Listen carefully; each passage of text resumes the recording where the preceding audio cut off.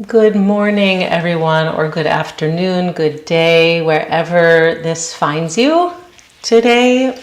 My name is Cantor Lizzie Shammash, and I am located in Philadelphia, and wishing you on this 25th of Kislev a very happy Hanukkah, this beautiful festival of lights, Chag Urim Sameach. It's great that we can practice together. So glad about that.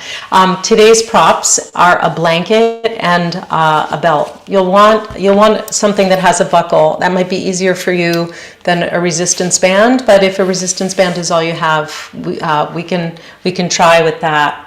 And as you're getting settled into your space, just a couple of announcements from the Institute. So please join us this coming Sunday, December 5th, for a special half-day online retreat with our faculty and special guests. It's from 12 noon to 3:30 Eastern Time, and you can immerse yourself in a range of Jewish spiritual modalities. Really some beautiful teaching.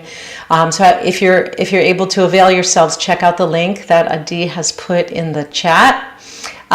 So that's this coming Sunday, December 5th. And secondly, our next prayer project will be starting up on December 19th. And that's Sacred Chant with Rabbi Shefa Gold. It's a beautiful unit. I just completed it myself, so I give it 2 thumbs up.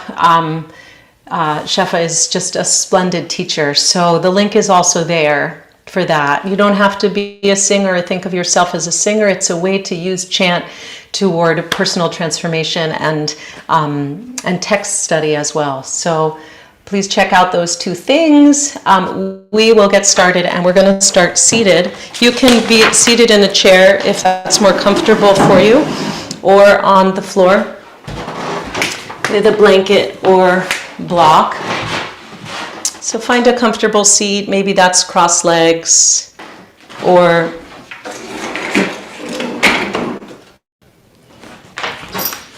some other way. And we're going to start by taking our belt, actually, and make what we call a shoulder jacket. So it's not such a big loop that you make. You're going to place it around your shoulders like a jacket. You put your arms through, and I'll show you from the back as well. You want to take the buckle and leave it up top by the nape of your neck so you can make it less or more. But essentially, it goes around the shoulders, and then you kind of draw it down. So it sits right on the upper arms and takes those upper arm bones back a little bit. So I want to tighten mine, and I'll show you how it looks from the back. Hopefully you can see that. So that's basically how it's looking on your back. It's taking those upper arm bones and drawing them back.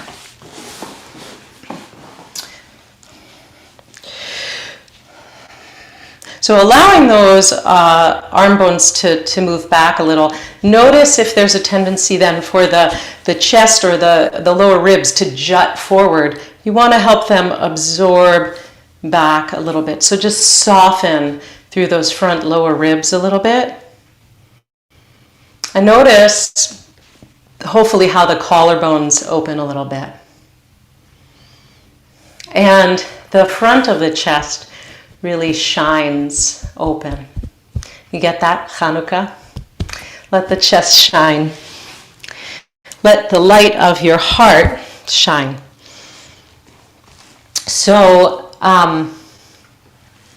the first thing that we're going to do is just take the right ear to the right shoulder.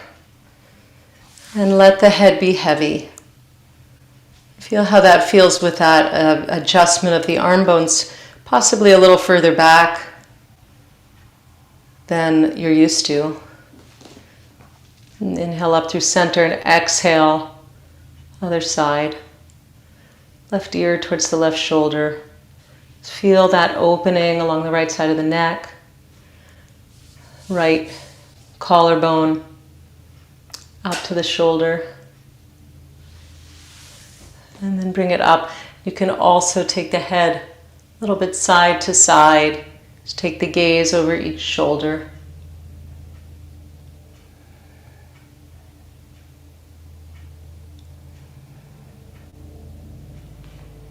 And come back to center. Let the chin come down to the chest.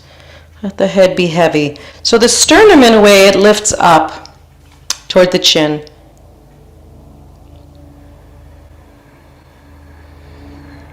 Sternum toward the chin, chin toward the sternum. Let the back of the neck be long from the atlas, the big bone at the base of the neck, to the occiput, the base of the skull. Let there be a lot of length.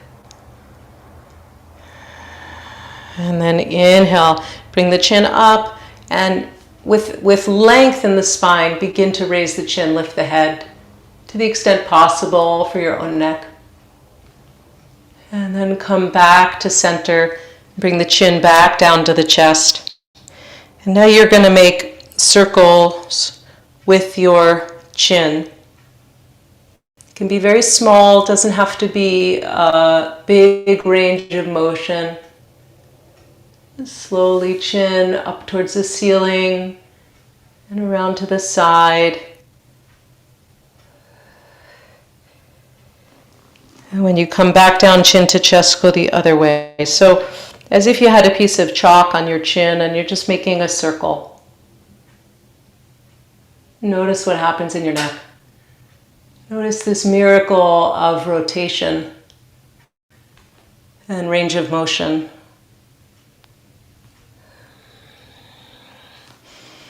Even if there's some limit to that range of motion, nonetheless, it's really quite a miracle.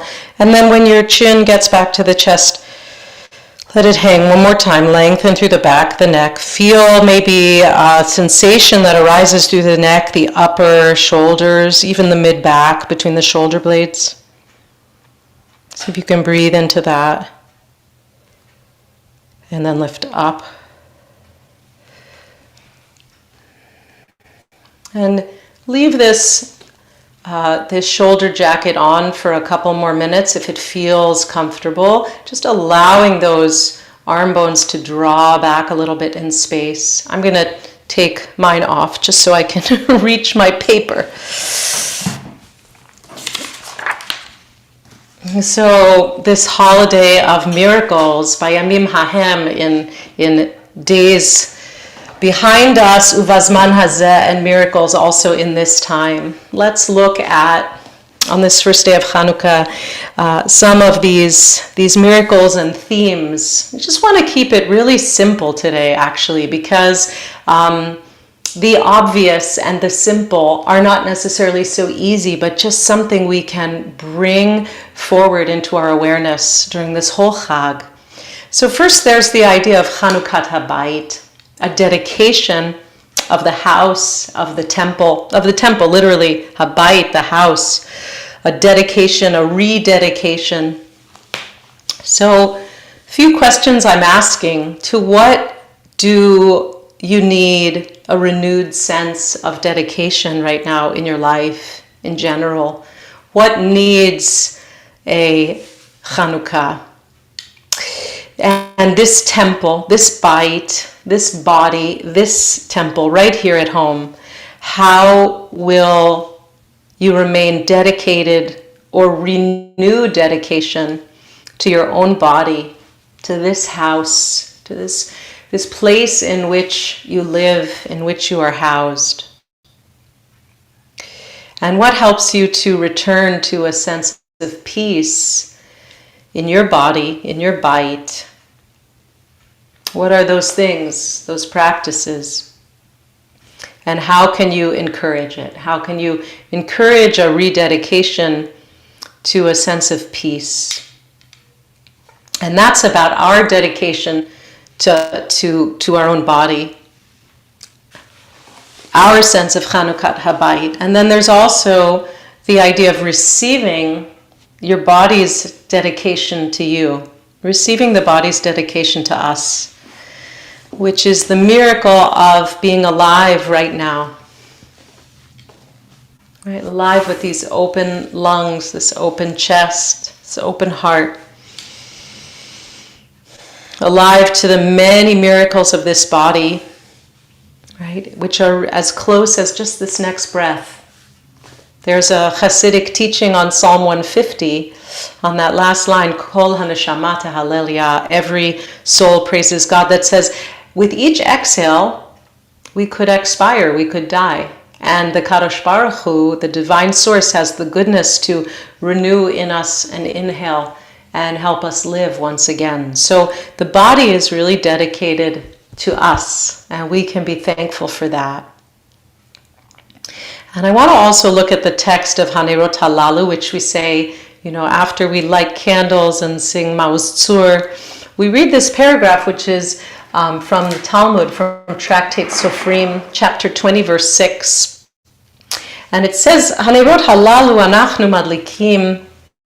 These lights which we kindle recall the wondrous triumphs and miracles and victories brought by your holy Kohanim for our ancestors from ancient days until our time, right? By Yamim ha'hem uvazman hazeh, al yedei kohanecha hakedoshim.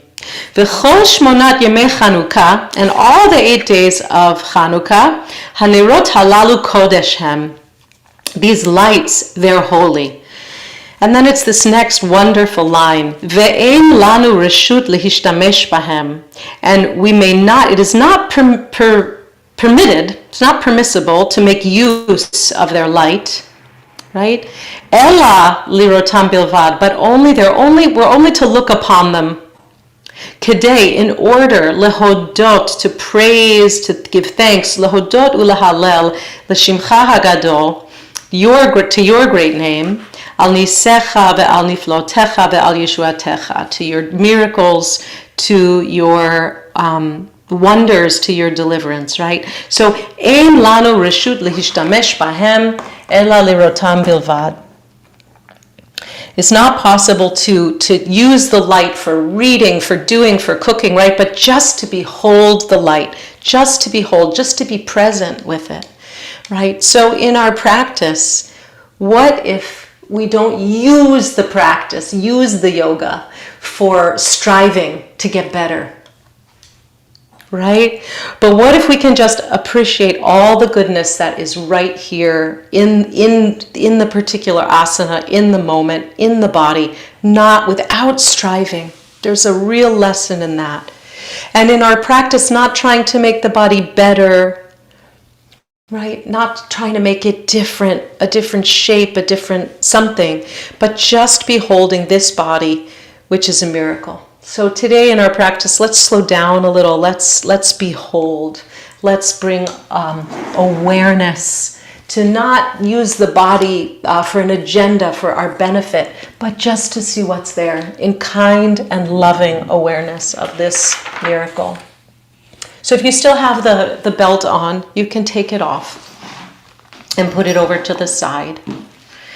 And take your fingers and just walk them out, both hands. Walk them out to the sides. And if you have blocks, and I know I didn't tell you to get them, but if you have them and that's better for you to put them on blocks, you can do that. Or just walk the fingertips out to the side and maybe just the tiniest bit in front of you. And turn the palms to face up. And go back and forth a couple times. Fingertips down, palms up. Can you notice when you turn the palm up, or can you effect when you turn the palm up? Feel how the shoulder blades come to hug the back and really come to lift up the back. And notice also as you turn up the way the collarbones sort of turn up and open. So you have a support to the back body and a lift to the front body as you externally rotate the upper arm, right? Now from there, all that beautiful lift and openness, we're going to simply keep the opening of the upper arm, the external rotation of the upper arm, but the lower arm from the elbow to the wrist, we're now going to internally rotate by turning the palms back to face down. That's a big thing to get, so I'm going to repeat it. The upper arm from the shoulder to the elbow is externally rotated as we open, right? And then as we turn the palm down, we don't turn the whole shoulder down. We just from the elbow to the fingertips, just the forearm internally rotates. Good. So take those right fingertips and walk them out longer so that we come into a bit of side bend. And notice as we do this, go real slow, notice what happens to your shoulder. Is there a tendency to start rolling it in or letting it kind of come off the track? See if you can simply walk those fingertips out and stay very nice and long and open through the head and neck. And breathe. So we're really slowing it down just to notice what goes on in this shoulder girdle. There are so many moving parts. Let's give it some space. And then come on back up to center. We'll do the same thing on the other side, taking a side bend by walking, tiptoeing those left fingertips out to the left and noticing what happens in the shoulder. Can we keep it calm? Can we keep hugging that left shoulder blade to the back, to the rib cage, and keep the opening across the front? And leave the neck and head out of the equation. See if you find some space, some breath. And then walk back in. That nice, beautiful width and length. Let's inhale. And as we exhale, take a twist to the right. Just an easy twist. Let the fingers go where you wish. Could be in front and in back, or you might take the left fingertips to the right knee. Just feel into that twist. See how it feels across the upper chest and across the upper back of the shoulders. Notice if there's a tendency for that right shoulder to hike up. See if you can draw the shoulder blade down the back so that the shoulders are even. And then inhale, come back through center. And exhale, spin it to the left. Again, let it be easy. No striving, no pushing. Ela lirotam bilvad, just to look upon them.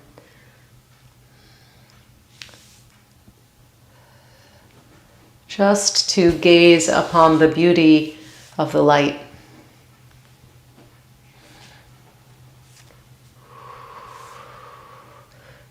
Check in with that left shoulder. Is it hiking up? See if you can draw it down, even out through the shoulders.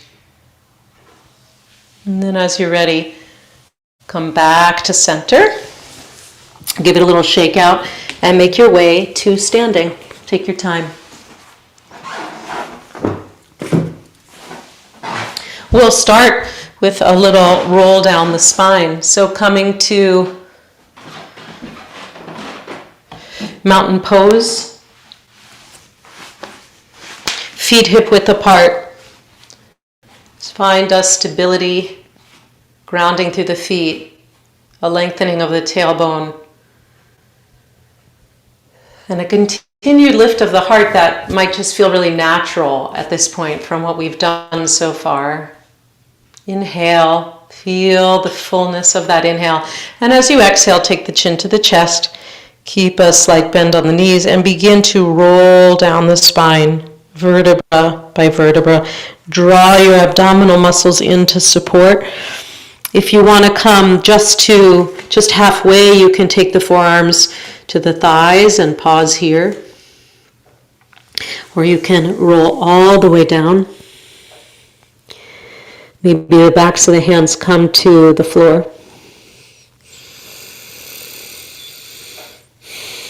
And here you are in any kind of ragdoll position you like. So the hands can hang, or you can grab opposite elbows.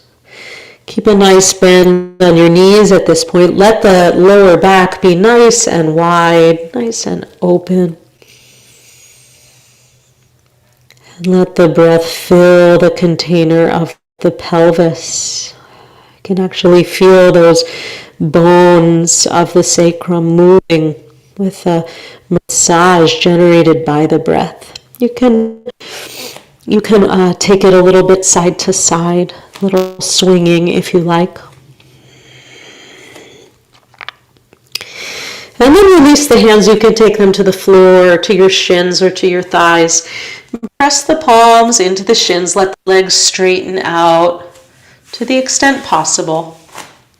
Lengthen the spine long. Flat back. Take the head, shake it no, just a little side to side so you know it's easy. And then fold back down. You can keep the knees bent or straight, have it be a more full, energized forward bend if you like, in any form. See what's needed here. And then as you're ready, bend the knees again, that ragdoll. And on your next exhale, begin to drop the tail, draw the belly in, and stack the spine vertebra by vertebra, slowly coming up. One vertebra at a time. Take your time. If there's a place that just feels sore or tight or thick, a little congested, just pause and breathe there.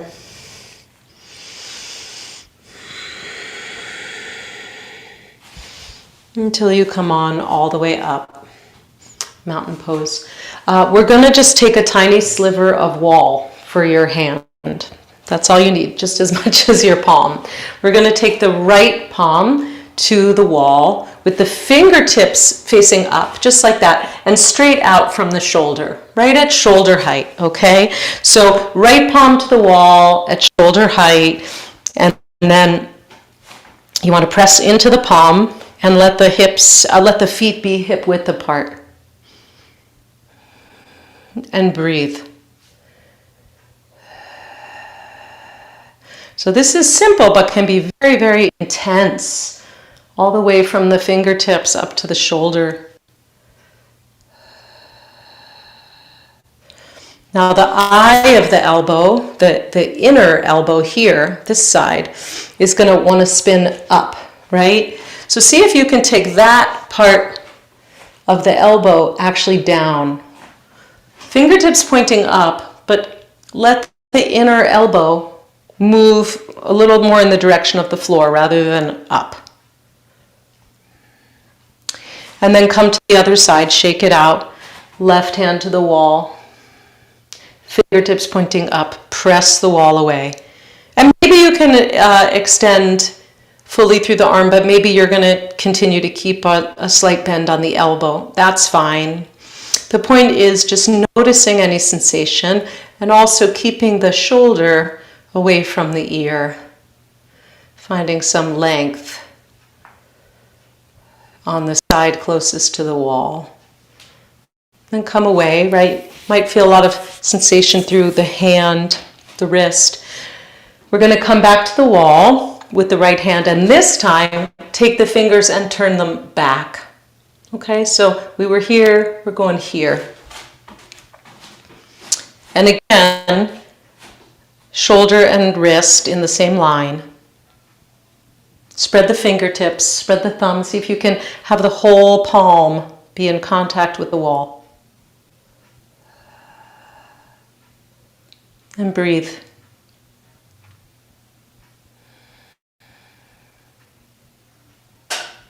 And then come to the other side. Same thing. Fingertips pointing back.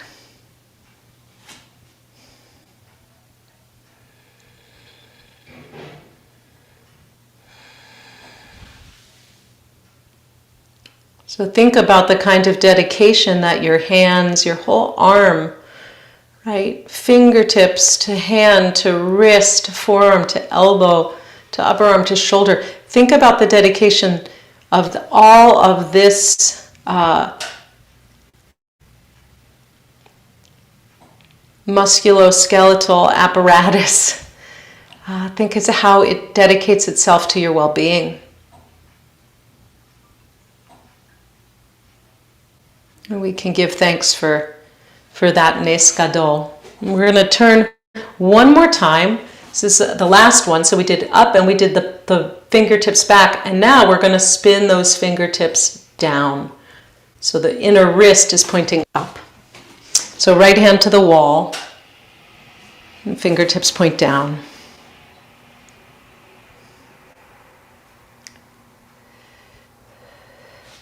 And we can think about this Chanukah Habayit, the way we're also dedicated to using the upper body. And pay a little extra attention. How do we use head, neck, shoulders, arms, upper back?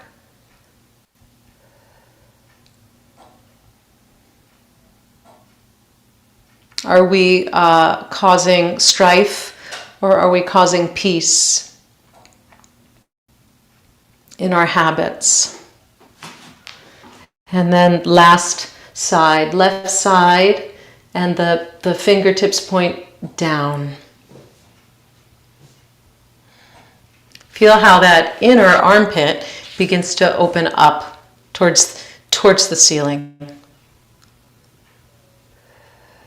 And again, notice if there's any move to press the ribs forward, to arch. See if you can soften those front ribs. And let everything soften. Let the breath soften. Let the pelvis, the belly soften. And then as you're ready, release. Okay. We're going to take this strap again and place it on the wrists. Roughly, if your loop goes from inner armpit to inner armpit, that's about right. If your shoulders are really tight or just plain tight, you'll want to widen it. And you'll see right away if you need to do that. So the strap is on the wrists and the feet are hip width apart. We're going to come up to shoulder height. And once you get to shoulder height, there are 3 actions here. One is really sending the wrists out against the strap, so pulling out. The second is that the fingertips are going away from the body. And the third is that we're not losing a connection of the arms to the shoulders. So you want to take those upper arm bones, as I'm going to show you sort of in a gross way, suck them back into the body, suck them onto the shoulders, okay? So wrists are going out into the strap, fingertips are moving away, and also the upper arm bones sucking in. And then from here, with those 3 actions, just go up like an inch at a time, a couple inches at a time toward the ceiling. You can pause wherever it just gets, whenever you're done. Wherever it might be too tiring. This one is challenging, actually. Again, simple action, but not so easy. So really pressing out against the strap, sending the fingertips away, and also sucking those upper arm bones in. You notice pretty quickly any imbalance between one arm and the other arm, don't you? Let the chin be level. Upward facing mountain. Or maybe we can see it as the Shammash pose today. Be that strong middle candle, the helper.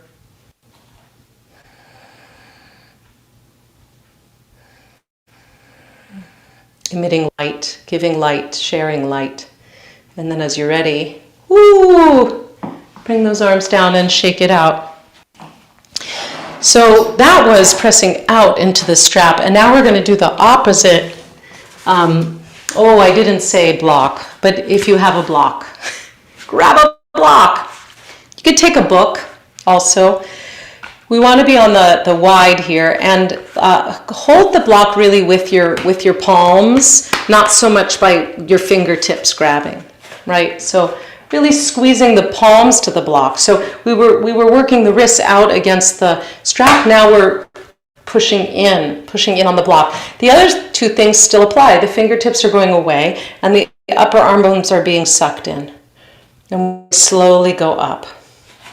Now a caveat for this one, it can get really tight in the shoulders really quickly. So if you feel any pinching or anything unpleasant in that way that it's just not right, just grabbing, then don't do this. Do the other one again. Right? We want to keep the shoulders from coming up to the ears. We want to really keep the shoulders down as the hands go up. So it's a lot of drawing this outer upper arm in, right? Really looping it around. And then as you're ready, come on out.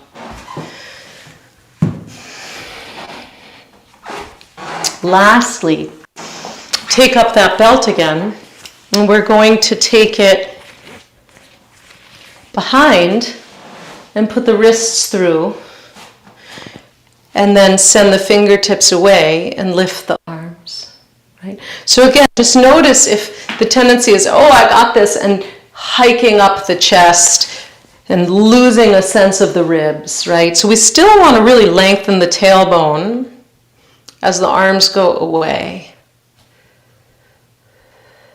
You could also take this to a table behind you or a windowsill or something and lay the thumb side of the hands down.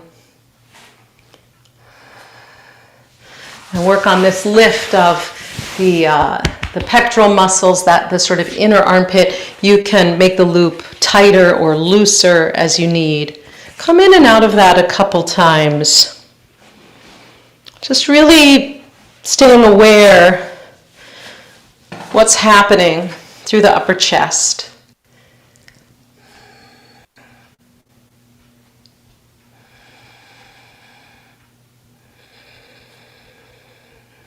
Bazman hazeh, in this time, in this moment, what's going on? What miracle is showing itself in your body? Release as you're ready. Just take a couple of shoulder rolls, shake out the arms.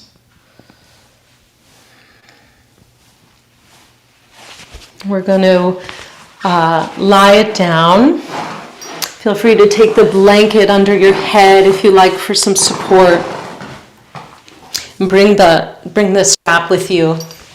I'm going to come onto the back and take the strap to the left foot, or to the right foot, sorry.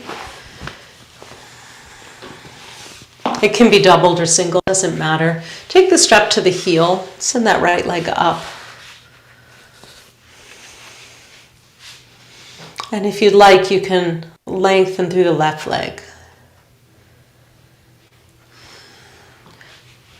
Good. With all that nice width we found across the shoulders, let the shoulders be wide. The back, the front, across the chest.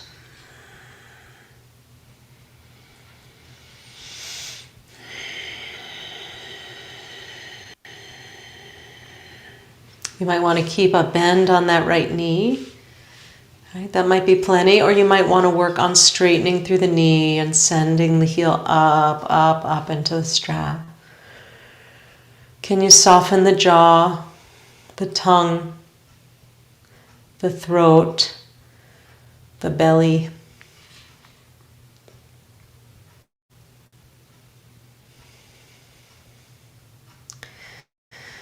And then release as you're ready. Change sides. Send that left heel into the strap. It's nice to start with the right knee bent and the foot on the floor to just get a sense of that, the evenness across the pelvis, the hip points in the front even. And once you have a sense of stability in the hip, then you can begin to extend the right leg. Keeping engagement, keeping a flex on that right foot.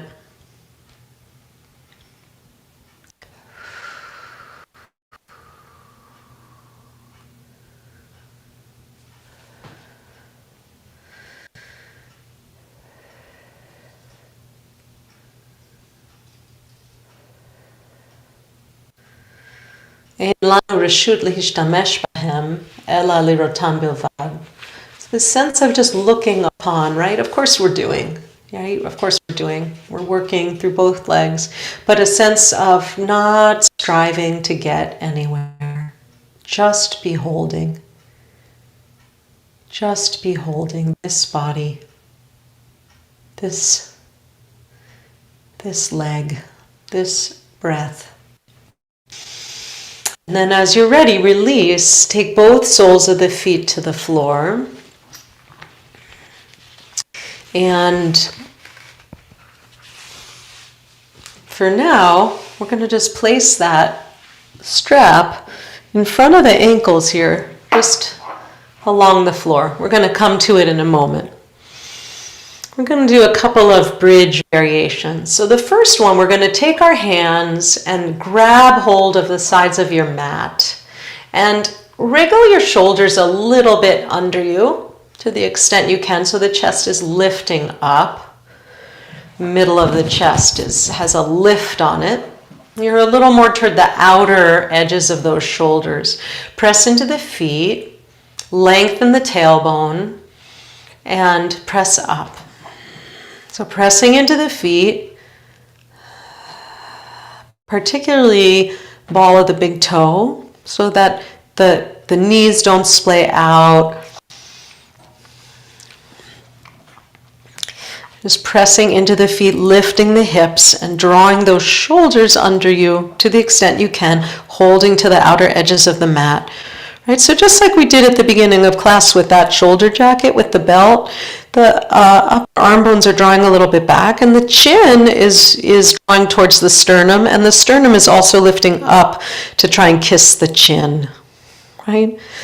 But we're not really doing anything. We're just creating the conditions for this to happen in an aligned way. Back of the neck long. And the front of the throat isn't squished, right? You could still, just like me, you could still be talking without crunching everything. And then as you're ready, lower down. Now, if that was plenty for you, you're going to take it again in the same way, with the hands to the outside of the mat.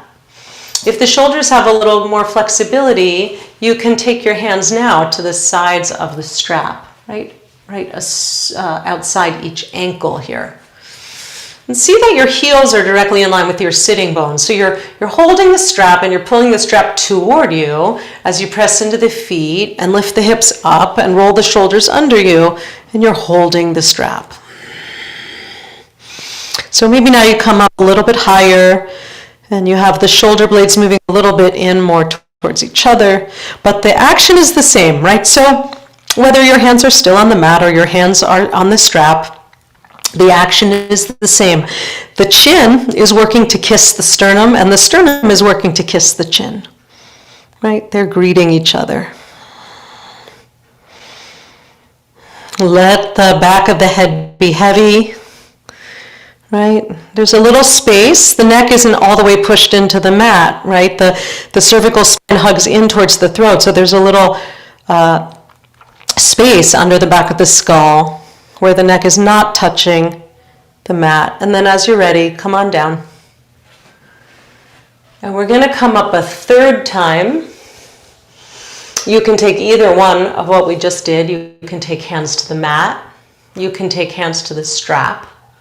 Or if it's available to you, you can take hands to the ankles, which means you have to move those feet in a little more toward the sitting bones and toward the buttocks. So this one may not be for everyone, right?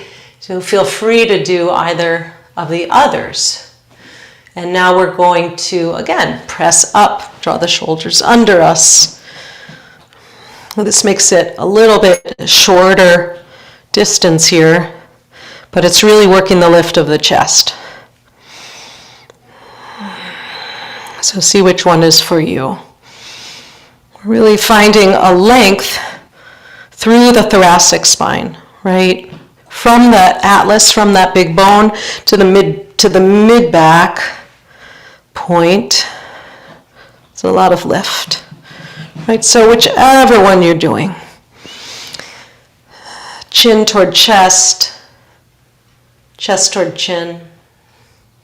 And whenever you're ready, you're going to come on down. And from here, just take the head easily side to side. Just let it rock side to side.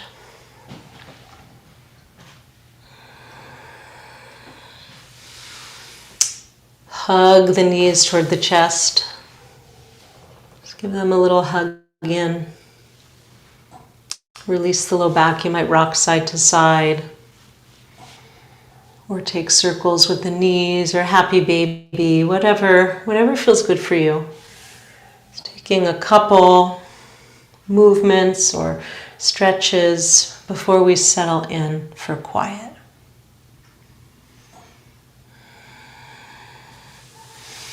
And then when you're ready, take the soles of the feet back to the floor.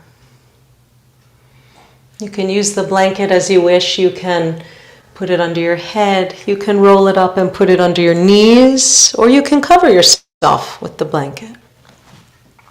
Remove your glasses if you're wearing glasses.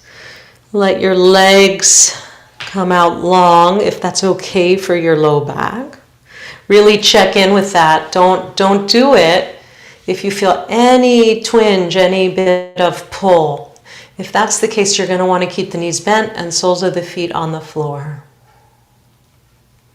Let the palms turn up toward the ceiling and let the arms extend about 8 to 10 inches from the side body.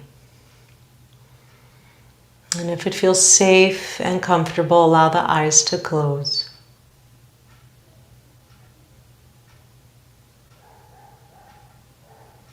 And let this Nes Gadol, which is all the activity, action, functioning of the body, let it bathe in the light of awareness. There's nothing you need to do.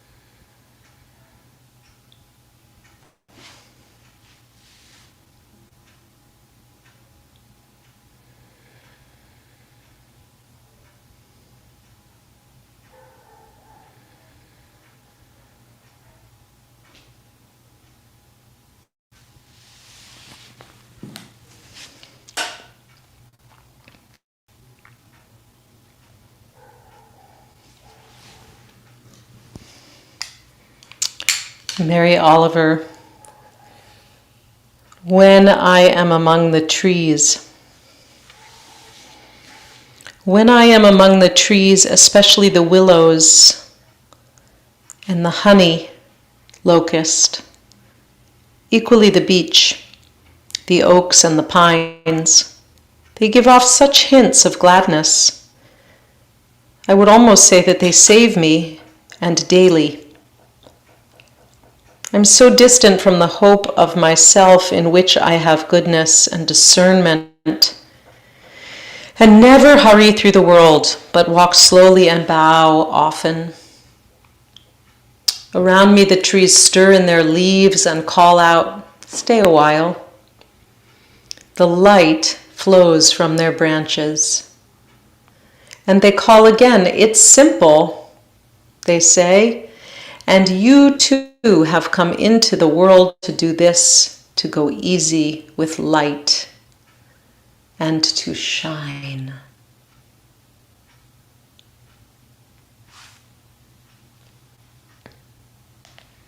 Begin to deepen the breath Take a nice yawn stretch. You can extend the arms overhead. Just extend in 4 directions. And then bring it all in. Roll it over to one side. Come up to sit. Take your time.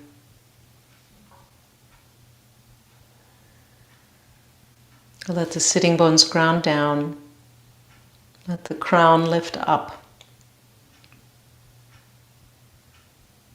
So if the body is a candle, and if the spine is the wick, and all this skeleton and musculature is the wax, and this long neck, this long wick, and the head sits atop that wick, the keter, the crown, the flame.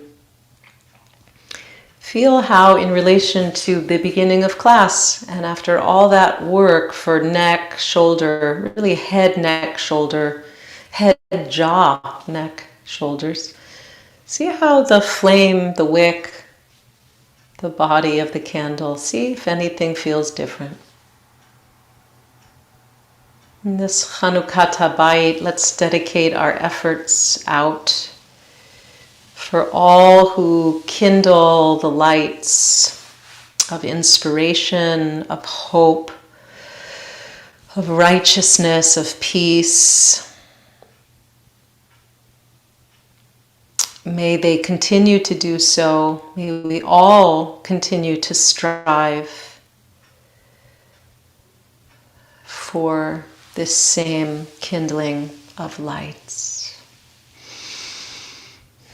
You might take a hand to your heart and just breathe that in. And breathe that out. And as you're ready, remove your hand. Allow your eyes to flutter open. Thanks for practicing. Shavua Tov, Chag Urim Sameach. A huge thank you to Adi, as always, but really especially for all that he does to keep our space very calm and very safe in a technical manner so that we can practice with ease. Huge thanks to him. Enjoy your Chanukah, Chag Urim Sameach. And of course, if this class has touched you, if anything, any of the teachings from IJS, which we offer freely all week, every week, if they've touched you, please feel free to make a donation to the Institute in any amount. It's always welcome, and we're grateful for it. It helps continue our teaching and our learning together. So I'm here for about 12 minutes or so for any questions, any responses to today's practice. How was it for you? How did it feel in your shoulders? I especially would really love to hear from anyone who doesn't usually speak out in this space. I'd love to have the honor of hearing from you. And you can also put a question in the chat.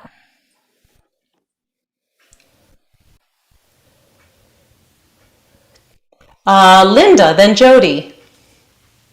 I was surprised at the very beginning that when we twisted to the left, that I didn't have any trouble twisting as far as my shoulders was concerned, but I had this horrible pain in my left hip. Good noticing. New? Something new? Yes. Is it still with you? No, it was just when I was twisting. Okay, interesting. Do you think it had anything to do with what came before it, or?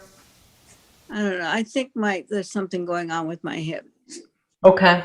All right, so go easy with that, Linda. For sure. It didn't do anything else. Okay, good.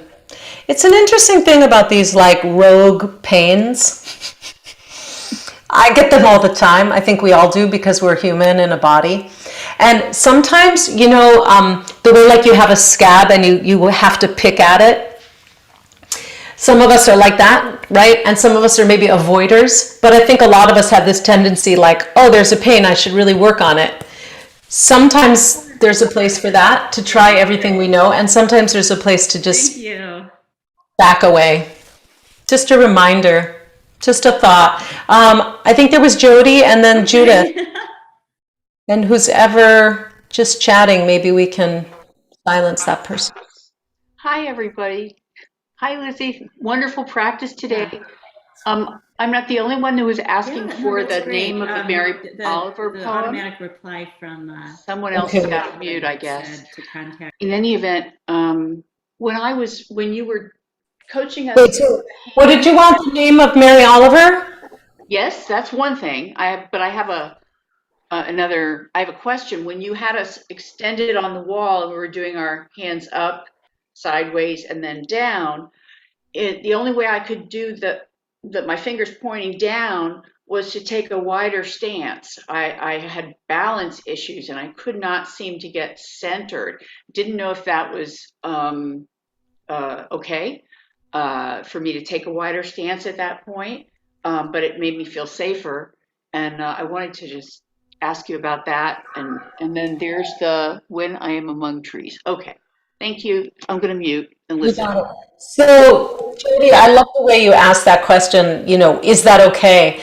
It's always okay. Anything's okay that helps you to feel more safe, right? Because that's really individual to each of us. And so if your balance was off at that point, widening your stance is the perfect thing to do, is a great thing. We all react differently to these things, right?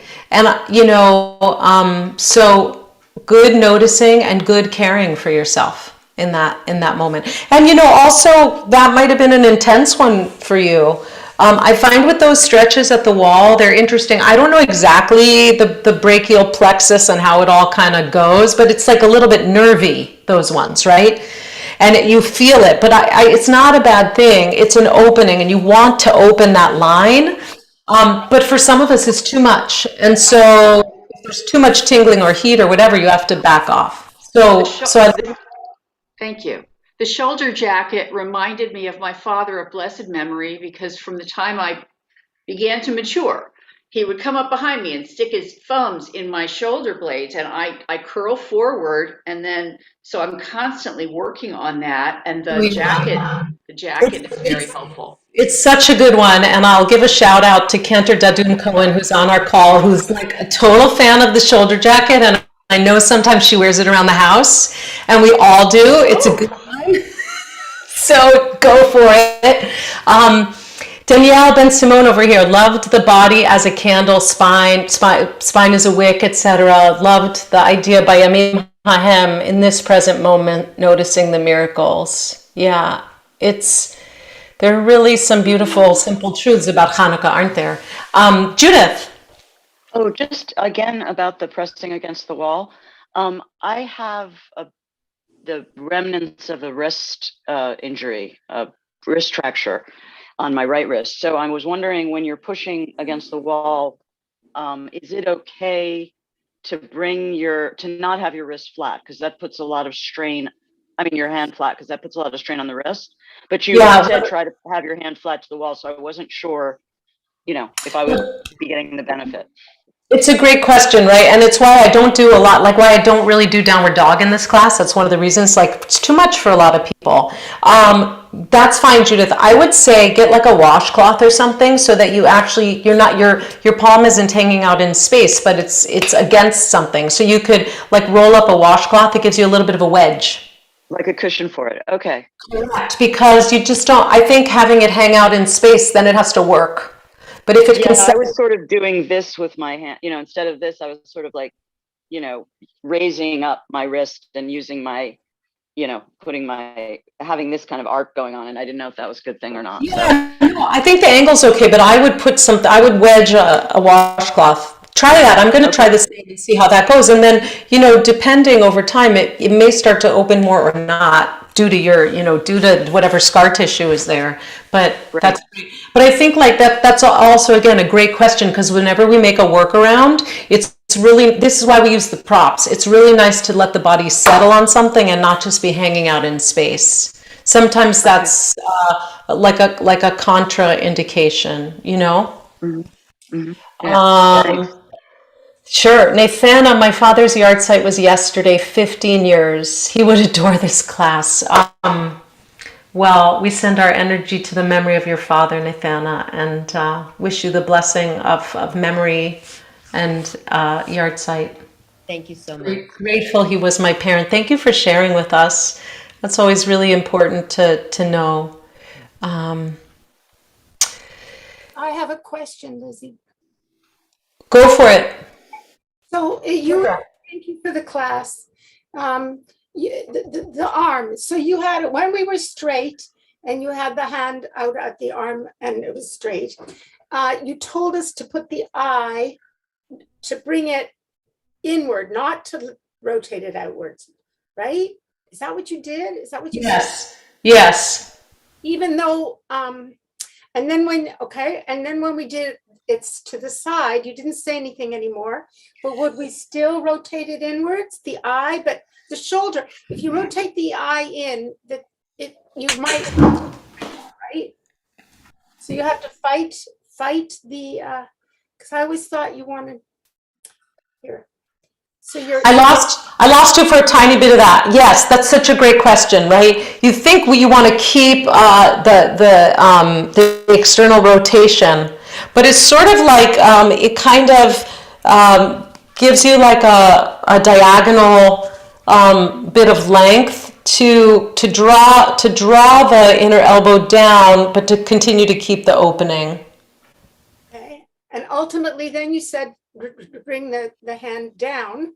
So now it's like this, and you still draw, but now my eye is really facing the ceiling. It's facing the ceiling. So, but then I think it depends on your own elbow, but like on mine, when I do that, the inner elbow wants to come up more. So it's also still beneficial to kind of draw it down a little and get a little more opening across the elbow. When I do a downward dog, which I always do, I bring my shoulders, back into my, like we did it with the belt today, and but I rotate this way on my downward dog. I rotate. That's exactly what you should do. That's exactly what you should do, because, and also, like, how much is the eye of the elbow going to really move? Not a ton necessarily in that down dog, because you're stabilizing on both ends. It's a little more secure. But you're doing exactly right. We want to externally rotate the upper arm. I love your question. It's partially my question too, and so I'm going to ask my own teacher if she has more to say on the subject. Thank you, Lizzie, as always. Yeah, a good question. Eileen and then Michael. I think that might be about all we have time for. Thank you so much. I'm just getting back to yoga after a COVID absence. Oh, For the whole time. welcome back.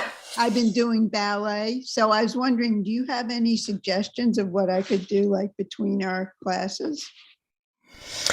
Yeah, Eileen, you can go to YouTube and continue with our classes. They're all there. They're all on the playlist. If you go to YouTube, and maybe Adi can put the link in the chat, but if you just put in Institute for Jewish Spirituality YouTube, you get the channel, and then you get the yoga playlist. So you could do that if you want instruction on the off days. That's great. We're glad you're back. Good to see you Thank again. you Glad so you're much. healthy. Glad you're healthy. Michael, bring us home.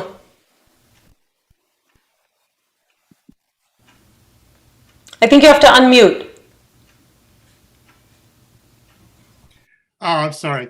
I had trouble controlling the size of the loop when we were doing the shoulder, the shoulder belt or whatever. And I don't know if there's a trick to. Like it kept slipping? Well, not so much slipping, but just trying to find the right size and getting it into that position. I mean, it was hard to manipulate the loop. No, that's a good question, Michael. It just takes a little bit of practice. You get better at it as you get a little more fluent in the language of belt. But if you put it on kind of big, right? And if you keep that, this is too big. But then I've got the belt like up by the nape of my neck. Then I don't have to take it off to tighten it. And then I can tighten it a little and check it out again. Nope, still too big. And then I can tighten it a little more. Then it's right here for you. Okay. So play with that. But like if you fully take it off, then it'll be too tight to get back on.